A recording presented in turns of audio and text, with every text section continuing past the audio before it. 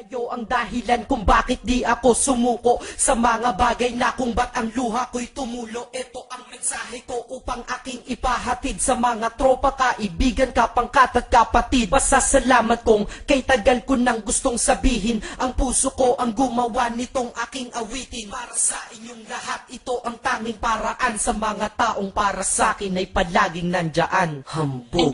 Kayo ang dahilan kung bakit di ako sumuko sa mga bagay na kung ba't ang luha ko'y tumulo. Ito ang mensahe ko upang aking ipahatid sa mga tropa, kaibigan, kapangkat at kapatid. Pasasalamat kong kay tagal ko nang gustong sabihin. Ang puso ko ang gumawa nitong aking awitin. Para sa inyong lahat, ito ang tanging paraan sa mga taong para sa akin ay palaging nandyan. Upang ako'y mabigyan ng kalakasan ng loob at manatili na nakatayo at di patataob na kahit na anumang pagsubok na nagdadatingan. Di ako takot pagkat alam kong may malalapitan. Pag ako ay mayroong problema na dinadala, akala ko ako'y nag-iisa, ngunit hindi pala. Alam nyo ba kung bakit?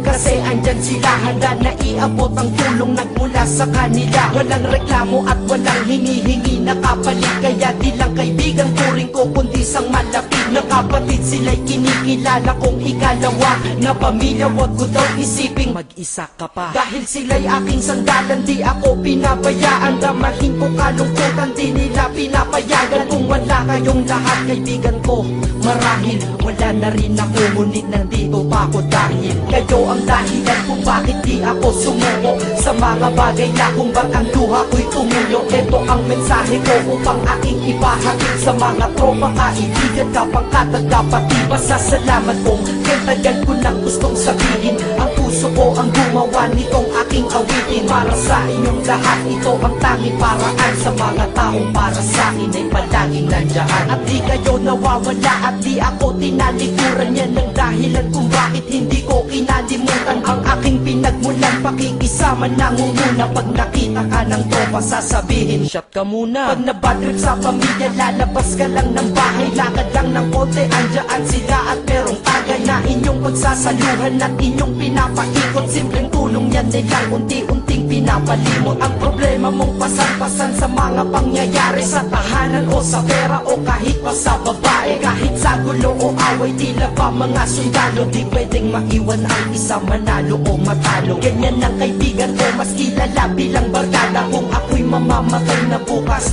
ako'y handa na. At kung may ikalawang mundo o buhay para sa'kin, sana magiging tropa ko kayo pa rin. Kayo ang dahilan kung bakit di ako sumuko sa mga bagay na kung ba't ang luha ko'y tumulo. Ito ang mensahe ko upang aking ipahatid sa mga tropa, kaibigan, kapangkat at kapatid. Pasasalamat kong kay tagal ko nang gustong sabihin. Ang puso ko ang gumawa nitong aking awitin. Para sa inyong lahat, ito ang tanging paraan sa mga taong para sa akin ay palaging nandyan. Kaya ako'y kontento na dahil kayo'y naging parte ng buhay ko. Sa kabutihan nyo, paano ko gagante? Magtatawagan ng mga tropa, kita-kita lang sa kanto. Pagkatapos didiskarte ng pichelyosi at baso. Papaikot ang sombrero para mag-ambagan tropa. Kahit 20 pwede na, basta lamang makatoma.